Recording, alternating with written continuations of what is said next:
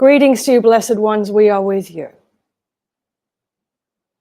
The thirst for knowledge can often overcome a human. And yet this time is a time for great awareness of the self. Even when a human looks to discover more about themselves, they will yearn for more information, more knowledge. The greatest capacity for you at this time is your capacity to increase your awareness of self, to increase your sense of self. And therefore, from that sense, wisdom arises. From that sense, your perspective begins to expand. We would wish for you on this day to know yourselves as aspects of Source, to know yourselves as human experience. It's very easy for the human in its experience to see itself as unique and individualized. And this is indeed what the human experience is designed for. Even in terms of your genetic disparity and your genetic diversity, you have come to understand that not only for your own human species, but also for each species within your planetary experience, there is a point of differentiation. No two aspects of life are identical within your human realm. And so, of course, it is natural for the human mind of inquiry to say, well, what is it about me that is unique? What is it about me that I can bring to this experience? The most amplified view of this for the human, from where our perspective sits, is that every human has a unique expression. And if your expression is unique, you are contributing something to the totality of the evolution of human consciousness. Because the evolution of human consciousness, while it may seem, is about bringing disparity into unity, bringing individualism into a unified field of sensation, it is the conjoining, it is the braiding of all aspects into one that truly marks the particular flavor of human evolution itself. We want to be clear that when we speak about the braiding of vibration, it is not to move to one particular vibrationary state of experience and move away from another. Because a braiding is about union. It is about bringing all aspects of human experience, all vibrations, all histories, all future potentials, every experience within the collective human consciousness, every thought, every movement, every action, every desire, every dream, every sound that is expressed, bringing it into one. And as that occurs, there is an evolutionary leap for humanity, because humanity can only pass through the keyhole of evolution into a new paradigm of existence as a whole. So this braiding of consciousness, this braiding of vibration is essential. It is essential because nothing is to be left behind. And we are very clear when we express this. It is the human's desire to love all aspects of self that is perhaps the most challenging desire of all. A human will only come into a desire to love all aspects of oneself when there is struggle, when there is pain. In many ways, this desire for unification within the self is experienced in moments of suffering, in moments of trauma. It is only in this point of pressure that a human would wish to include all aspects of self. And yet, in that moment of deep suffering, it is the human mind that says, let us exclude this part. Let us exclude this piece. Let us exclude that which we no longer desire. It must be forged within that universal fire within so that it melds and fortifies your experience of self. So when you gather in this way to speak about evolution, when you gather in this way to speak about ascension, let us be very aware that we are not speaking about recurrence. Because for humans, revolution often brings humanity back into that which it sought to leave behind. And revolution, of course, involves a push for something new and to leave the old. And in doing so, inevitably, one must go back to collect the old, to once again attempt to evolve. And what you experience on your planet at this time is what many would see a revolution of consciousness, yet the paradigm leap for you is the evolution, which means that it's not worthy for you to be cutting away. It's not worthy for you to be separating yourself from that which you no longer desire, but rather inviting it into the alchemical nature of your vibration and bringing it forth with you. In this way, there is so much knowledge. We go back to the beginning of our conversation. There is so much knowledge here that the human mind and the human sensibility desires. Why is it that you desire knowledge at this time? It is because you are seeking to unify the multidimensional aspects of yourself to move forward in unison into a new paradigm of existence. This is the evolutionary leap for humanity. And in doing so, humanity has more opportunity to begin to express itself beyond revolution cycles of karmic experience, whereby the same blueprints and patterns of experience are repeated over and over and over again. And so many of you at this time who are very evolved already are experiencing a human expression in order to deliberately unify different aspects of multidimensional self within your own field of awareness. And for some of you, this is around information. I have information about different aspects of myself. It is now sitting in my awareness. I now move forward in evolution with these different aspects of self. For some of you, it is about the accumulation and the gathering of what you would call traumas, what we would call emotional memory for the collective humanity. And this is why so many of you who already have a very fine vibration have been confused within this particular life experience about why you have had so much what you would call trauma, why you have had so much what you would call pain and suffering. The suffering, of course, is only the resistance to the pain, but it is because you have the capacity and the awareness and the clarity of field to be able to gather, to be able to braid together these different aspects of the collective human experience.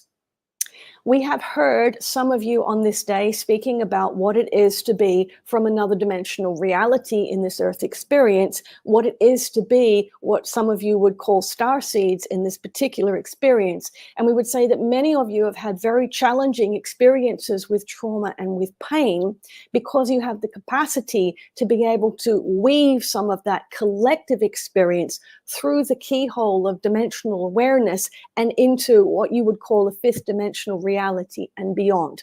In other words, you have the capacity to do it for the collective. You have the capacity to do it on behalf of humanity. And so those of you who are sitting in a very intense period at this time in what you call a linear time-space experience, you are gathering so much experience that has been sitting within the collective human blueprints that may not even seem personal to you, and yet you feel it. And many of you are experiencing it in the dream states. Many of you are experiencing it in a physical capacity at this time. There are many of you experiencing physical anomalies at this time, physical discomfort and physical pain as you begin to move through this keyhole, if you will, into a new dimensional awareness, because you are bringing those experiences of collective pain from the human blueprint through and into something completely new. So easy for humans to say, what is it that I am experiencing at this time? What is it that I need to resolve within myself? What is it that I am experiencing at this time? What is it that I need to release? We would be encouraging you to bring your awareness to it and to actually be with it and to welcome it into the great nature of your consciousness, to invite it to sit with you. Because as you know, the more you attempt to separate something, the more it attempts to become a part of your awareness again. This is an experience of unification. And therefore, if you are experiencing pain, discomfort, yes, perhaps what many would call trauma in your experience at this time, simply be with it. Invite it into the glory of your source consciousness. Sit alongside it, because you want it to come with you. This is what alchemy is. And this is why so many of you in your great state of awareness and consciousness are here at this time, because you have the capacity to act as a chaperone, to actually bring the totality of human collective awareness into a new era of existence. This is incredibly important, because if you are at war with your pain, if you are at war with your discomfort, and if you are at war with being human, it's going to be very difficult for you to actually pass through in a state of awareness. And this is important because even though many will say, well, some will pass into a new experience and others won't, if you are clear about the collective nature of consciousness, the shift is inevitable and it is occurring collectively, which means that you will all collectively shift, but some will experience it differently from others. The more readily you are welcoming and chaperoning that which you would seek to distance yourself from, the more easily you can move into a unified sense of strength. And this is what the braiding is. It's a unified field of consciousness that you begin to experience as strength within yourself. There is no coincidence that even the design within your body is very much like a braiding. And as you begin to gather more and have more capacity and patience and compassion to sit with that which you would wish to distance yourself from, there is a reinforcing, there is a great strengthening that begins to happen within your genetic blueprint. And that strengthening enables even more of your cosmic consciousness to begin to flood your awareness, which means that the humanity that passes through into this new era of consciousness is very clear about who and what we are. Now, why is this important? And this is where we come to a very, very powerful point of awareness for humans. Because if you can consider for a moment what it is that prevents you from bringing all aspects of human consciousness and all aspects of your experience with you into a new era of humanity, it is the experience of shame and guilt. Shame and guilt, if you will, standing at the doorway to a new paradigm of existence. And just as it also exists within your genetic coding, particularly on the second pair of chromosomes, what you discover is that the closer you come to moving into a completely new era of experience, shame and guilt are there to greet you. And they act as sentinels, as security guards, if you will, on the doorway into a new paradigm of existence. There is a mechanism that is activated within your genetic capacity that triggers, if you will, a sense of shame and guilt. And so, of course, as you are just about to pass through with all of your experience and all of your accumulated sense of humanity, shame and guilt stop you at the door and they say, not yet, dear friend, not yet. There's more work for you to do. You're not illuminated enough. You're not conscious enough. How is it that you could be experiencing this kind of pain and confusion and believe that you can walk through this door? You must first completely cleanse yourself. Now, this is very important, particularly for this audience, particularly for those who are with us in this moment, because so many of you are so ready to walk through. And then something happens, and I'm not quite there yet. I have this physical experience. I'm not there yet.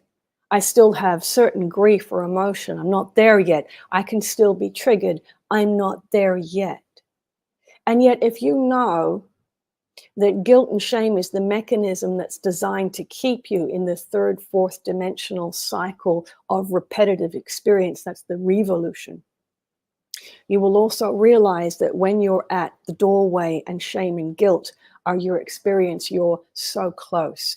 And that is your opportunity to say, well, shame and guilt, I'm bringing it all with me. I don't need to go back and start again and work through this. I'm bringing it with me into a new reality of experience because this is what being human is. And this is so important because humans inherently believe themselves to be flawed. Humans inherently believe that they must experience a certain degree of perfection in their experience before they can move into a new experience.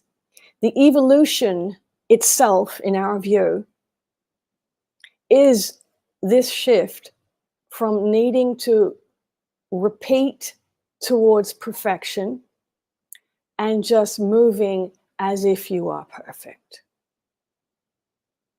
and taking all of yourself with you, because that is a gathering of consciousness.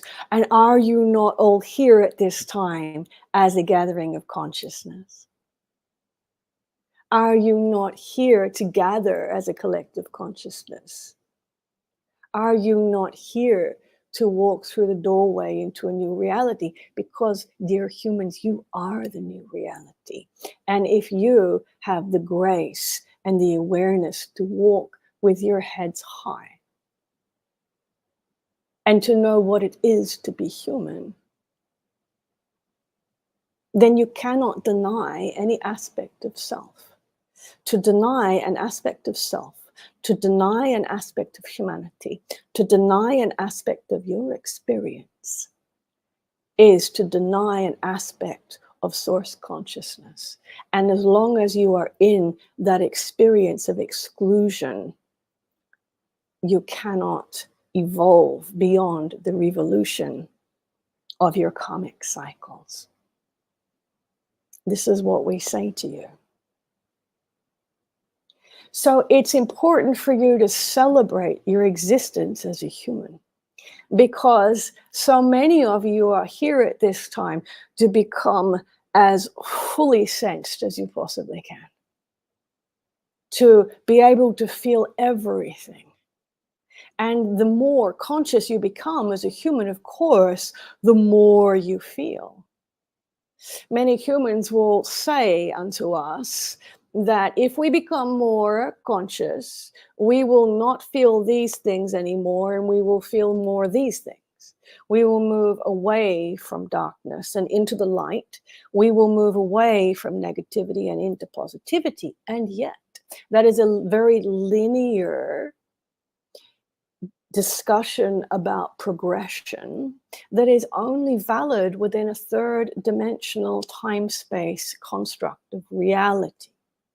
If you truly wish to evolve beyond the containment of what you have been experiencing in your time loop within the earth reality, One must be willing to include all of it.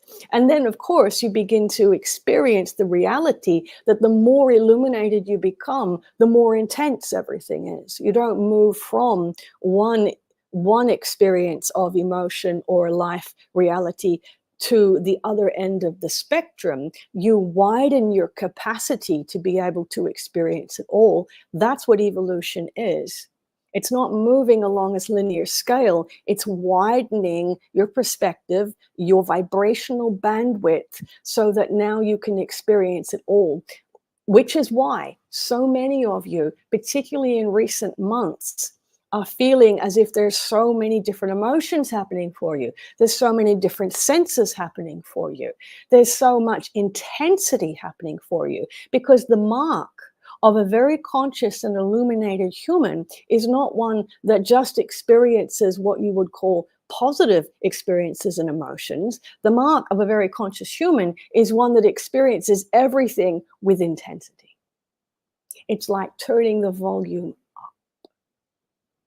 Isn't that interesting? Because humans will often come to us and say, but if I become more conscious, I will feel everything less. And yet the opposite is true.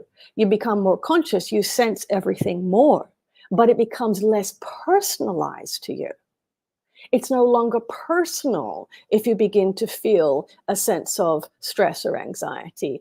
You're just feeling what's happening within the collective unified field of humanity. It's no longer personal if you're feeling flashes of frustration or indignation. It's just part of the collective weather. So those of you who are beginning to feel as if you are swinging wildly in your emotions and your senses on a daily basis, take comfort in knowing that your capacity to sense is widening because you are becoming more conscious every day. Every day. There has never been an acceleration of vibrational frequency within the Earth reality such as being experienced right now, which means that every day you awaken, it's very important not to assume that you're in the same vibrational condition as the day before. Every day when you awaken, there has been an incremental adjustment in the vibrational field of the planet, which means that every day is a completely new day, and there is a completely new expression of you every day when you awaken. And if you know this to be true, how many of you are living your daily life from memory of what has happened the day before? Making the assumption that you still like the same things as the day before, that you still want to focus on the things that you focused on yesterday. Interesting. Interesting. Very well. It is our great joy to open up a question at this moment. Is there a question? Yeah, a comment. I'd love for you to go deeper. Alan, do you want to come on? I see you back there. All right, cool. Well, let me. Yes. I want to get into. Let me just ask a question, and then you can get on. Go ahead. You have a comment? I was just saying excellent. No, you were going to say something, Neil. Go ahead. Let me just look at my notes here. You said widen our perspective to expand to it all. So from what I'm getting is deepening our experience of what we dub as light and dark, and then on this planet, negative and positive even. And then you also said getting to a point of non-personalization. So the thing is, as we expand and we start feeling things deeply, sometimes we get to a place of reaction, emotional triggers. We see the pain and suffering. What are some tools that we can utilize in order to be able to expand and feel it all, right? But not actually fall into the pain and the suffering, observe it and still do something about it, but not be in it. Does that make sense? Of course, and this is a wonderful question, and we thank you for your question. What is important here to note is that there is a very important distinction here between feeling and sense. Because what humans learn to do from a very young age is sense their environment and then bring it into their own personal experience to discern what it is. And you see this with infants, agree? Because they will put food in the mouth so they can sense it, they can feel it. What is this? And so humans have learned to do this from a very early age. Anything that they experience out there What is it doing within me? And we see this so often with humans who are beginning to become very conscious because they become extremely sensitive to their environment. They become sensitive to their environment because they haven't learned to distinguish between sensing and bringing into your own personal experience to discern what is this. And so, just as another one of your presenters has suggested that many humans are here at this time to bring certain frequencies to the planet, there are many humans that are here at this time to actually be able to sense what's really here and attune themselves to enable the collective to shift. So if you consider this to be true, it's wise for you to view yourself as a barometer. And if you are a barometer, what is the collective weather on this day? I sense that there is some anger here. I sense that there is anxiety. I sense that there is fear. Those are the expressions of sensing the collective vibration. Because, dear one, as you know, we are all one. And it is only when pain and suffering becomes very personalized that it now becomes a problem to be solved. So what is the distinction between sensing and feeling? Sensing is your etheric nervous system moving out into environment. What is this? It touches it. What is it? What it doesn't do is bring it back into your inherent and inherited memory systems of collective human experience to then tell you what it is, why it is. Now it's a problem. Now what do we need to do with it? Because as soon as you do that, now it's something that you have agreed to now solve as a problem. And this is where humans get into that repetition towards perfection. I must get rid of that which I have sensed. Does it make sense to you? Yes, it does. And I'll hand it over to you in a second. But it's very interesting what you're sharing, because Buddha's teachings were sensing over feeling, and that the feeling we can fall into. And it was all about this feeling. It was more about what is the sensation that comes up in our body, right?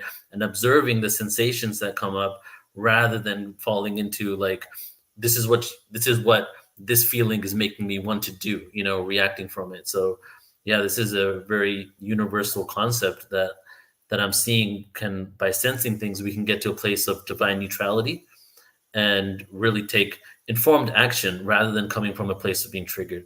Would you agree? Of course. Of course. And humans like to collect things, agree? Mm-hmm.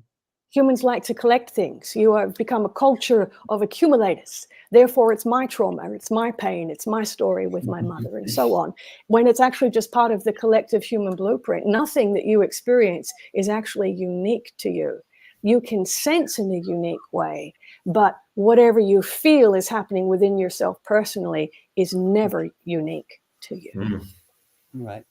Yeah, I want to pick up on that a little bit, because one thing you said really helped, that whatever guilt and shame we may have, it's not about resolving it or becoming perfect human beings, but we take all those experiences, because the human life can include some of that. So we take that into this higher realm, but there's still a edge that's conflicted within the human being about those experiences.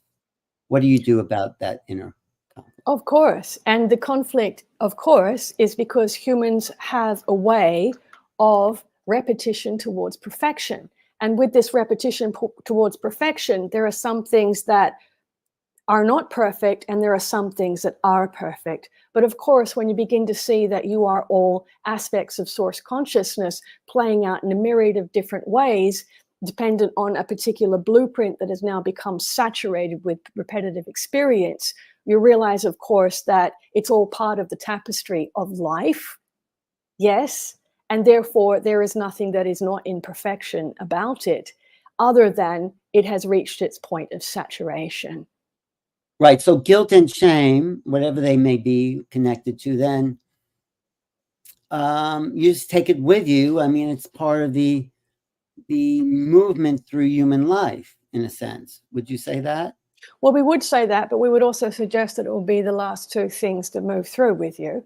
because as you know, the security guards, after the entire population or aspect of self has moved through, they'll realize there's nothing left to stop from moving through the door, and they'll follow through with you. Yes, but they're very clever, and your Orion friends, of course, know all about that, because there are particular mechanisms within your genetic coding that enable that to become a very palpable experience for the human. Yeah. No, I love your perspective. I just want to say thanks. I do have, I'll pick this up in a little bit. I'll keep listening, but thank you. Very enlightening. Thank you for your questions. Alan, and you're sticking around, right? Phil is up next. Yeah, so. I just have to change computers, but Okay, yes. sounds good. So you were saying, to go back to the topic of guilt and shame, I really resonated with that you saying that they're kind of at the gateway. They're like the gatekeepers of this. Yes. So we're breaking through that. So when we get to guilt and shame, it could either push us back down. We're like, oh my God, guilt and shame is so heavy. And you feel that shamefulness. Or you can look at it as like, oh my God, I am now at a level, rather than feeling that you're still back in the past. It's like, wow, you're at a level now, you're ready to confront that, right? And if you are able to stand up to your own guilt and shame, standing up to yourself in essence, and you can break through and go into the next dimension. That's kind of like what's going on collectively, right? In this shift. Of course. And we would encourage you to view guilt and shame rather than feelings or sensations, because remember, the feeling makes it personal, to see it as a mechanism. Because it's actually the mechanism that clicks in to take you back round to resolve things again. So in our view, guilt and shame is the most effective mechanism to keep the third, fourth density time loop intact.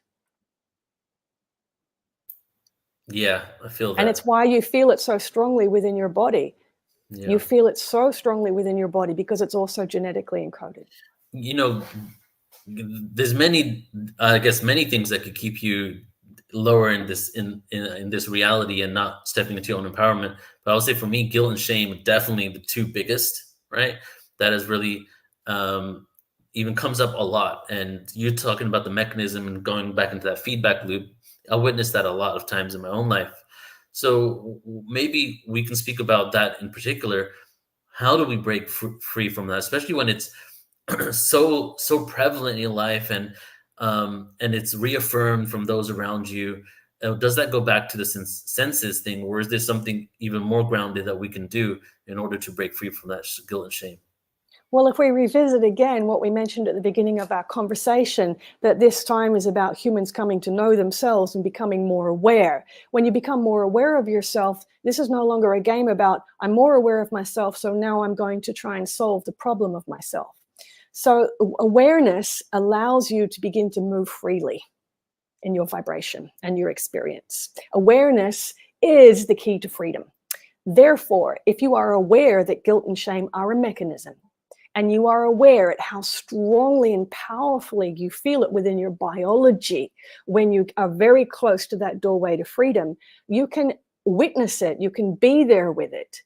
Hello, guilt, hello, shame, and you walk straight through because you realize it's not a problem to solve, and you are not a problem to solve. Humanity is not a problem to solve. Whoa. And that makes sense, because a lot of times when we wake up to ourselves and then we start seeing where things came from, what the root is, we could get lost into a lifelong journey of attempting to heal it. And there's the revolution. Yeah. Yes, rather than the evolution. I like that. And Susie's affirming that as well. And that's a great one too, for all of us to affirm that we are not a problem to solve. Humanity is not a problem to solve. If you can consider how much more freedom and energy you would have to create if you weren't trying to solve the problems of yourselves. That's true liberation right there. Yes. Yeah. But the guilt and the shame, very powerful. If to take this into the bigger picture and the more philosophical thing, if we're not a problem to solve, what, from what you're bringing forward, what are we? Well, in our view, you are the greatest creative species that exists. Why? Because you have the point of differentiation. You have the cosmic consciousness of a unified field exerting itself through such refined differentiation. It's incredulous. That makes you the fingertips of a fractalized reality. And if you are at the very forefront, the very frontier of a fractalized consciousness, then you are the ones that can create the next leap of experience, not just for yourselves and your planetary experience, but for the entire cosmic and universal experience. Yes? Yeah. If you are the most differentiated, you are the most fractalized aspect of consciousness. So can we break that down just a little? Differentiated meaning like the diversity of what we've experienced, the most fragmented. So we have so many pieces of ourselves that are experiencing ourselves separately and differently, right? That we're able to pull on all of these experiences to create something that maybe just one thing higher in a dimension isn't able to create. Of course, because where does the fruit exist on the tree? Only at the very tips. Yeah. Agree? And so, of course, humanity is at the fingertips of the great one source consciousness. You feel the most separate from each other, but you are actually just ready to create the fruit, to bring forth the fruit of a new era of consciousness. And this is why so many are gathering at this time. But will humanity allow itself to taste the fruit? Will it allow itself to enjoy the sweetness of being human? That's beautiful. And to see that we're all we all came from the same tree trunk and all from the same roots. Yes. You are at the frontier. You are at the forefront of the Yeah. fractalization of consciousness. That's Yes. beautiful. And the fingertips are the most sensitive, but they are also the most dexterous and agile. Right. Agree? They allow us to be able to do everything and create. Of course. That's amazing. Thank you so much, Rebecca. And could we ask who you're bringing forward, or if you want to come back into your body and let us know? Peace be with you, dear one. Ah. Beautiful. Thank you. Thank you. And who was what was the energy you were connecting to?